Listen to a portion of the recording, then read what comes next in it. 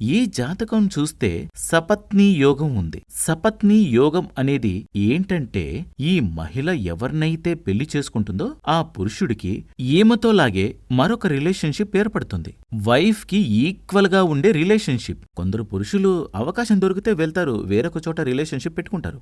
ఇది ఆ విధంగానే వైఫ్ కి ఈక్వల్ గా ఉండే రిలేషన్షిప్ ఏర్పడుతుంది. అలాంటప్పుడే దాన్ని సపత్ని అని చెప్తారు. సపత్ని యోగం అంటే ఏంటి, దాని గురించి చెప్తాను వినండి. అంటే ఇది 7వ స్థానం, మాంగళ్య స్థానం.